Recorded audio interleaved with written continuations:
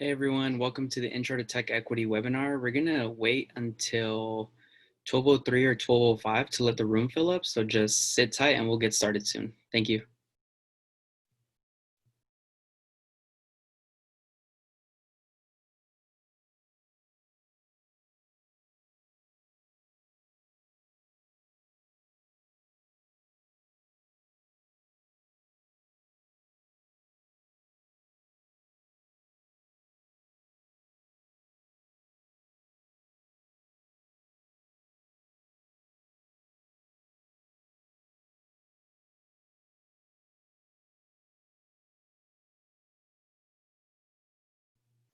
Hey everyone, thanks for joining the Intro to Tech Equity webinar. We're gonna give it a couple of minutes as we let the room fill in, so just sit tight and we'll get started soon. Thank you.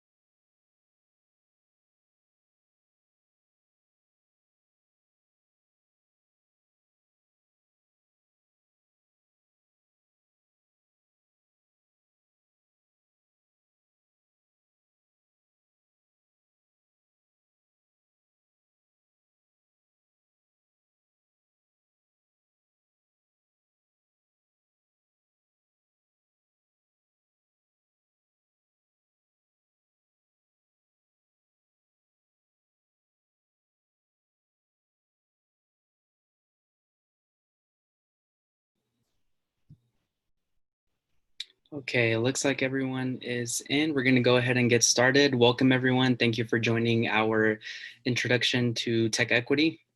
I hope you all can hear and see me. If you're having any trouble, please drop that into the chat and we can work something out, hopefully get you on. My name is Herman Calderon. I'm the community manager at Tech Equity Collaborative. In my role, I get to engage with folks through some of our volunteer opportunities and events such as these, and I get to engage with you all here. So feel free to drop in any questions into the Q&A function as we go, but we won't answer any questions until the end. So a little bit about what we'll be covering today. We'll talk about why Tech Equity exists as an organization.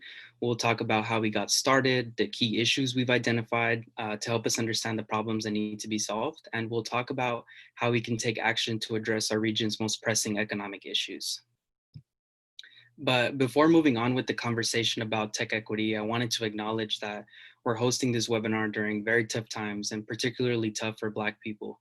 And as an organization, we've discussed how best to respond to the situation, including changing or canceling some of our events, but we feel that it's important for us that when thinking of issues like police violence and police brutality, that we also address larger racial structural inequities within our economic systems that are withholding and supporting a police state. So we want to continue hosting conversations such as these and provide space to talk about structural racial inequities.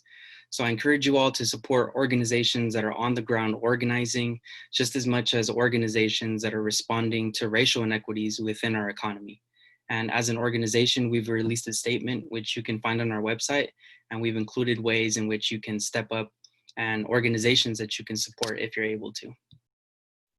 So why are we here? Well, Tech Equity got started because some of its founders and earliest members saw the symptoms of growing inequity within their neighborhoods, and they understood that there was a perception within the community that tech and tech workers were the cause of the problem.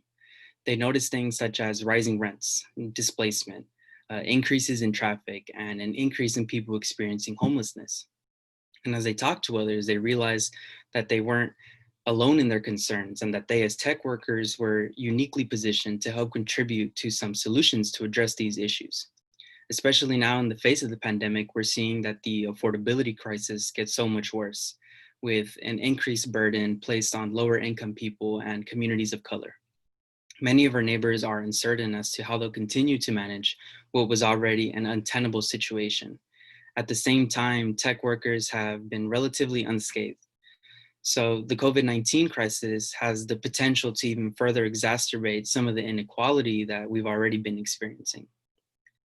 So this is the state of our crisis in the Bay Area. I think the fact that rents are rising isn't really a surprise to anyone on this call because we already know and feel this. And while some Californians are very successful in the tech-driven economy here, the average salaries for tenants have actually decreased slightly throughout the years. And it's really a sharp contrast with the narrative of tech success. And without tech at the table to work together to address our shared crisis, it's understandable as why community members are frustrated. Before the pandemic hit, unemployment was hovering just around the 4% mark, and people were already struggling to make ends meet. And since the virus hit, 1.6 million Californians have filed for unemployment. Now, these figures may be higher and have changed since the graph only goes up to April. But meanwhile, experts believe it's not likely that rents will fall much during this economic downturn. Rents may go down eventually, but they're more likely to flatline. And people's incomes won't rebound quickly enough, so renters will be in a worse position overall.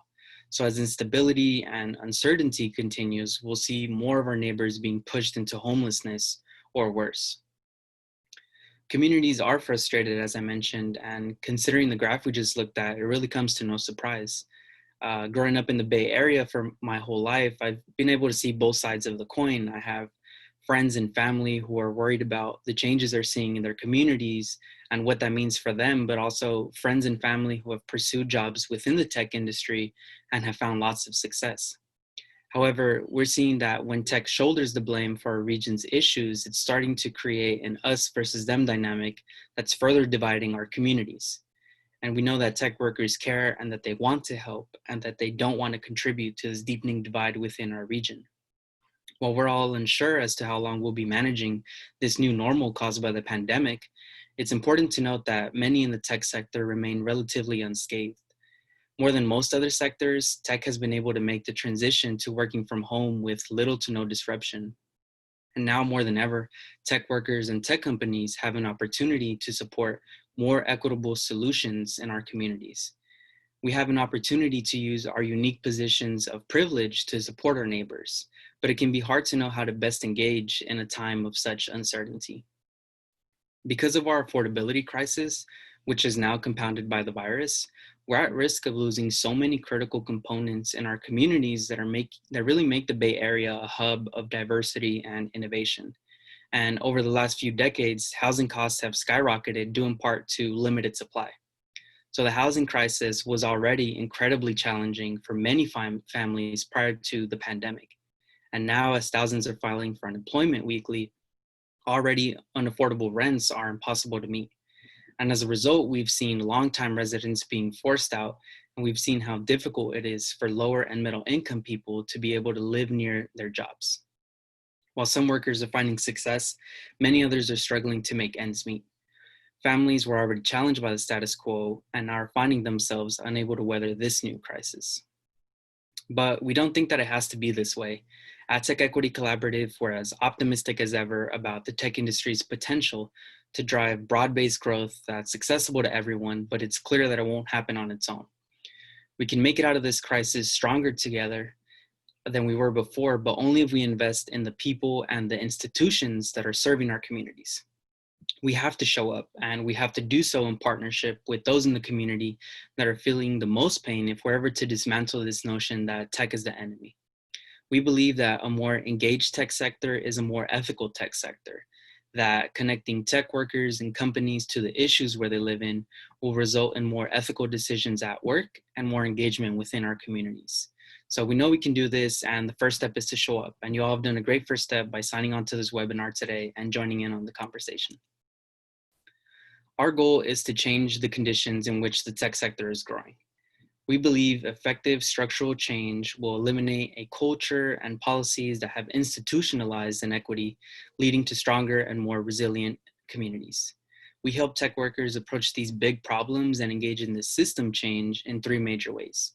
So our programs educate you about the most critical civic issues where you live. And we do this through book club discussions, panel discussions with experts, webinars such as these, and voter guides that we produce internally. We activate you on a policy advocacy agenda that results in a more inclusive economy in your community through a voter turnout, signature gathering that we do, and some of our lobbying work. And finally, we connect you on a personal level to the community you live in and the people who live there outside of your tech bubble through some of our programming, volunteer opportunities, and campaigns that we participate in. The good news is that members at TechEquity are showing up for the community. Tech workers are members of the community and should be at the table working together alongside non-tech community members. Together, we can advocate for solutions to our region's most pressing shared problems. The pandemic has shown us that the health of our community depends on all of us, and we have to work together to address these underlying issues that are driving inequity within this tech economy. So our two issue areas at TechEquity Collaborative are housing and workforce and labor. And while housing costs really are a core part of this, the issues really are intertwined and intersect in many ways, because where you live affects your access to opportunity, and what job you have affects where you're able to afford to live. So our goal at TechEquity really is bold, comprehensive change by companies and government that's led by the tech workforce. And these issues have only gotten more urgent in the face of the pandemic, and we're all well positioned to adapt our agenda to these new realities. So let's learn a little bit more about inequity within our neighborhoods. The affordability crisis is decades in the making. The policy choices that we've made over the course of decades have set us up for this level of pain our community is feeling, especially now during the pandemic. So in the 1930s, the federal government instituted a policy that's still felt today, especially by communities of color in the Bay Area, and that policy is redlining. So redlining was a process in which the Homeowners Loan Corporation, a federal agency at the time, gave neighborhoods ratings that guided investment. So this policy is named for the red or hazardous neighborhoods that were deemed riskiest. On maps, those neighborhoods were literally redlined, as we can see with the image on the screen. And those communities that were deemed risky investments or redlined didn't receive any investment. And these neighborhoods were predominantly home to communities of color, and that really is by no accident. The hazardous ratings were in large part based on racial demographics. In other words, redlining was a discriminatory and a racist policy. It made it hard for residents to get loans for home ownership or for maintenance of their homes for something like building a new roof and maintaining your home. And consequently, redlining led to cycles of disinvestment, including development and production within these neighborhoods. So there's a terrible history of underinvestment, underbuilding, and exclusion in the Bay Area. And often those communities that have been historically underinvested in and have been redlined are the very same communities that are at risk of gentrification today. So the crisis we're living in really is decades in the making, way before tech. And it's not unique to the Bay Area. There are many cases of redlining all throughout California and all throughout the country. So by preventing entire neighborhoods from being able to access this capital and this investment, these neighborhoods were unable to build the schools they needed, small businesses, and a community that really fostered economic success and opportunity for everyone there. And it caused many of the people who lived in red line neighborhoods for generations to fall in and stay in liquid asset poverty. Now, you may be asking yourselves, what is liquid asset poverty? Well, someone is considered to be in liquid asset poverty if they don't have enough savings to cover their basic expenses for 3 months after experiencing an income shock. So an income shock can be anything like a huge rent increase, a sudden loss of a job, or a pandemic like we're going through right now. And it impacts almost 1 out of 2 Californians. So 46% of Californians are currently in liquid asset poverty, and people of color and lower income people are affected at much higher rates. So 67% of Latino households are in liquid asset poverty, and 63% of African American households are in liquid asset poverty. And there really isn't a single reason as to why this is happening. Many years of policy decisions have led to these outcomes, which are especially burdensome for communities of color. And these policy decisions have often predated tech's arrival, but tech workers can now take a role in supporting better policies moving forward. So the twin forces of a housing shortage, particularly with affordable housing and wages that don't cover the cost of living, have created a regional crisis that has hindered opportunity, growth, and prosperity for families and businesses alike. And as you can imagine, these statistics will likely be impacted by the outcome of the current pandemic we're in. And many people in our communities were already struggling. So, with unemployment on a steep rise and city and state budgets that are being depleted by emergency response efforts like the fires, many of our neighbors are facing increased instability and likely will for years to come if we don't implement necessary solutions now. So the cost of living were already high. So let's take a look at what a worker earning minimum wage fares in the current rental market. This is what it takes to afford an average two-bedroom apartment in San Francisco. So if you're making $120,000 a year, you can afford the average two-bedroom apartment in San Francisco working a regular, normal 8-hour day. However, if you're making minimum wage in San Francisco, you need to work 30 hours a day to be able to afford that two-bedroom. So there's only 24 hours in a day. So we're actually setting up an impossible situation for low wage workers to be able to afford living in the city. And just to keep it in context, it's not just people outside the tech sector that are struggling to afford San Francisco. There's a common misconception that all tech workers are paid these lavish salaries. However, not every salaried employee is making six figures. And some salaried tech employees, like those in customer success, are or marketing, are paid salaries that are still considered to be low income in the Bay Area. And even further away from this image of a wealthy tech worker are the thousands of contractors and contingent workers like security guards, custodians, cooks, and bus drivers who are working long hours to maintain tech companies but are receiving minimum benefits and are not paid as much. So you have to have a good salary to afford your apartment. But why is your apartment so expensive to begin with? Well, rents are going up due in part to lack of supply. And this chart is showing us what we should be building. So the state sets goals for how much housing local communities should build to keep with demand and population growth. And these are called RHNA goals, or Regional Housing Needs Allocation, RHNA. And as you can see, we're doing a pretty good job at meeting our RHNA goal for the above moderate income housing bracket. So that's affordable to people making that good salary we just talked about.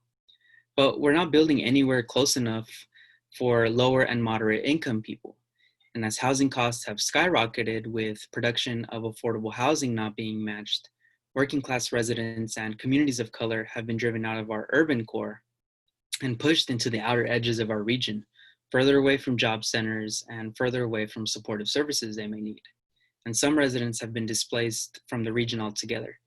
So remember when someone tells you that we just need to build more housing, it's important that we ask them, build more housing for whom?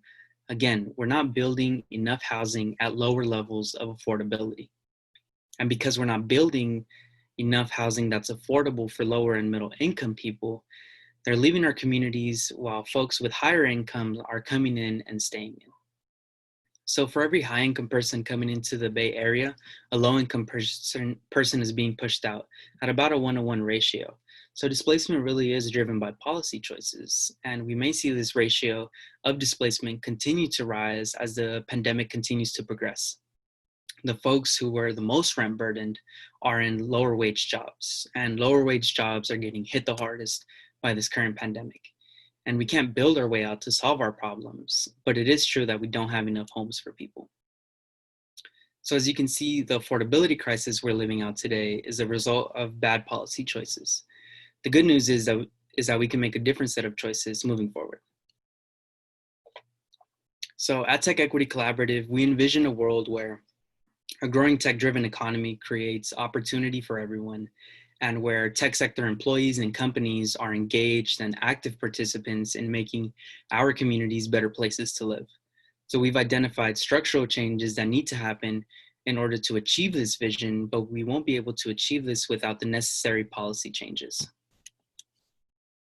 So here's what we've identified in the housing world. I'm going to give a brief overview, but if you have any questions about any of our campaigns, I'll be happy to answer them at the end. We need to take an above all approach to tackling our housing affordability crisis, and that starts with the 3 Ps: production, preservation, and protection. So production, we need to make sure that we're building more housing, specifically at lower levels of affordability, and we can do this through zoning and permitting reform that brings down the cost of housing, constructing housing, by removing delays and lengthy administrative processes that are making it too expensive to build homes. Preservation. We need to make sure that we're providing more resources to subsidize and maintain and improve existing affordable housing. And finally, protection. We need to protect existing tenants from displacement. So it's going to take a long time to build the necessary housing that we need, but in the meantime, we need to make sure that we're protecting existing tenants from displacement. Especially now during the pandemic, we need to be thinking more about short and long-term solutions to preservation and protection, because many of our neighbors are more at risk now than ever. And an economic downturn is also an ideal time to lean heavily into producing more affordable housing, as the cost of labor, materials, and land may decrease slightly within the current market conditions. We also need to make sure that everyone is getting enough compensation and benefits to live a healthy and stable life. So we want to ensure that companies are doing their part to contribute to the communities they exist within, that people in the surrounding communities are able to access these jobs, and that these jobs are paying fair wages and benefits regardless of the role they're in. So we were excited to see that many tech companies were stepping up and committing to continue to pay their contingent workers as offices began to close due to the pandemic. But we need to ensure that that same care and thoughtfulness goes into supporting those workers well beyond the pandemic. So we need to make sure that there are equitable on-ramps. There needs to be more access to good paying, high opportunity jobs. We need corporate responsibility.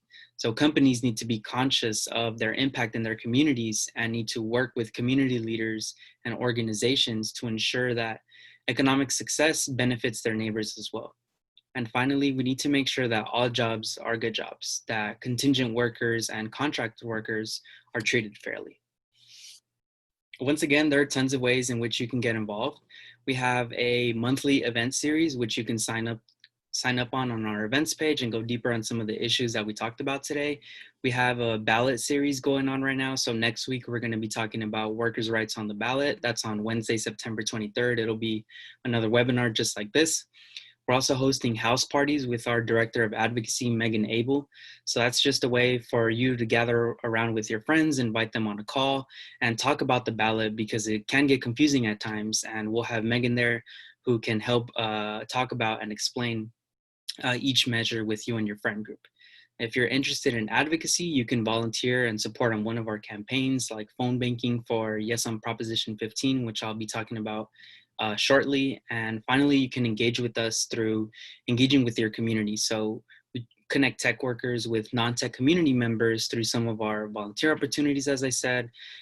So if you're interested in some of our civic tech projects, if you're a designer or engineer, or you have any type of skill set that you want to donate to, you can tap into that. And it's a good way to work alongside community members. So this is how we work. We try to make it as easy as possible to plug in, but also build community and relationships in the process. So you may be asking yourselves, what can you do today? Well, you can do 3 things right after you get off this call. You can tell a friend about our work. Our movement really is strengthened by having the voices of more supporters join us. You can become a member of TechEquity and support our organization financially by donating $10 a month or $100 a year. Or you can take action on one of the campaigns, which I'll be talking about next. So the first campaign we have is the Yes on Proposition 15 campaign, also known as Schools and Communities First. So local governments, from public health departments to school districts, are leading the fight right now against the pandemic. However, because of California's broken property tax system, they're doing it without all the necessary resources that they need. So our coalition, Schools and Communities First, a couple months ago successfully submitted 1.7 million signatures to qualify our initiative for the ballot this November. So yes, on Proposition 15 would bring back $12 billion to our schools and communities every year by closing a corporate property tax loophole and making sure that corporations are paying their fair share in taxes. So for this campaign, you can support the campaign by volunteering to phone bank with us on Wednesdays. We phone bank every Wednesday from 5:30 p.m. to 8:30 p.m. and you can sign on for 30 minutes, an hour, anything like that. The next campaign we have is a Fair Chance at Housing campaign, also known as Banning the Box in Alameda. So this campaign is all about helping removing barriers for formerly incarcerated people to have more access to housing after being released from prison. So we just had a couple months ago also a couple ordinances passed in the cities of Oakland and in Berkeley in partnership with the organization Just Cities. And for this campaign, you can sign up to donate or support these efforts as they continue to expand these protections to the entirety of Alameda County. And finally, the last campaign is the Tenant Protection Act of 2019, which highlights the work that we do at TechEquity and how we partner with community organizations and center the needs of people who are feeling the most pain of the affordability crisis more acutely than most of us in tech. So working alongside community members, legislators, and relevant stakeholders, we were able to identify a new policy intervention that could protect more renters than any law before ever in California history. And that policy would prevent tenants from arbitrary and unjust evictions by requiring landlords to have a good cause for evicting a tenant. It also prevented unfair rent increases and prevented price gouging by capping rent increases at no more than 10%. So as a result of our strong coalition, we were able to introduce a bill to the California legislature that was signed into law last October, almost a year ago. And so that now the Tenant Protection Act extends protections to about 8 million California renters. But passing the law on its own wasn't enough for us at TechEquity. We wanted to ensure that tenants knew their rights and could advocate for themselves. So we reached out to our pool of TechEquity volunteers who donated their time and their skill sets to create a new website that could help tenants navigate their rights under this new law. So that website, it's live. It's called tenantprotections.org. And it's already been used by thousands of California tenants. So if you know anyone that's renting and wants to know how this law protects them, once again, that's tenantprotections.org. As I mentioned, you can do 3 things right after you get off this call. You can tell a friend about our work. So our movement really is strengthened by having the voices of more supporters join us. You can take action on one of the campaigns I just talked about, or you can become a member of TechEquity. So the Bay Area's tech economy has only been working for some, and while there are great opportunities for people to find success here, many people around us are struggling to make ends meet. As I mentioned earlier in the presentation, I've grown up in the Bay Area my whole life, and I've seen firsthand how the unaffordability crisis paired with a tech boom has worked for some, but not for all. I said that I had families and friends who have pursued jobs within the tech industry and have found lots of success, but also friends and family who have came back from college and can't afford to move out of their parents' homes. The Bay Area has the potential to be a ground where tech workers and community members are working side by side to bring equity to all. And through policy agendas, civic engagement, and active participation in our communities, we really have an opportunity to create the neighborhoods that we've always envisioned to live in. And we need to act now because our affordability crisis, it doesn't wait for anyone, and it impacts all aspects of our lives, from our housing to our families to our jobs. And in order to make the Bay Area a place that brings opportunity and prosperity for all, it's important that we all pitch in. And at TechEquity, we're at it every day to bring forth those policies that are protecting renters, that are building more affordable housing, and creating more job opportunities. So as I mentioned, you can join TechEquity as a member and support us financially for $10 a month or $100 a year to bring your voice to the table and change to our communities. And you know, COVID-19 has also exposed how deep the cracks in our economy and our communities run. And when cities are setting aside issues like housing and fair labor conditions, it deepens inequity within our region and leaves us vulnerable to things like future recessions, pandemics, and even more. And because we've often overlooked these issues in the Bay Area, it could set us back years in terms of recovery. So if you take one thing away from this conversation, we hope it's the realization that more equity in our communities actually strengthens our economy and safeguards us from a future crisis. So we hope you'll join us in advocating for a future that works for everyone. We hope you join us as a member, as a supporter, and that you continue coming to our events and engaging with us. So now is the time for questions. I'm sure that was quite a bit of information to absorb. So if you have any questions, please drop them into the Q&A. We'll also be sending a follow-up email with the recording, the slides, and all the links for everything that I talked about. And you can also reply to that email and ask your questions through there, and I'll personally respond back to you. So any questions for folks?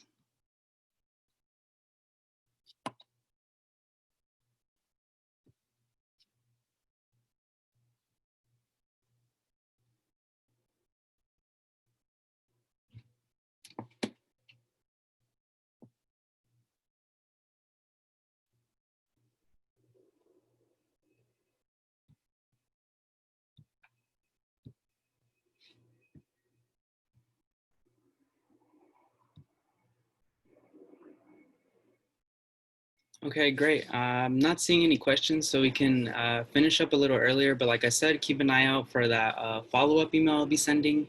Like I said, it'll have the recording, it'll have the slides.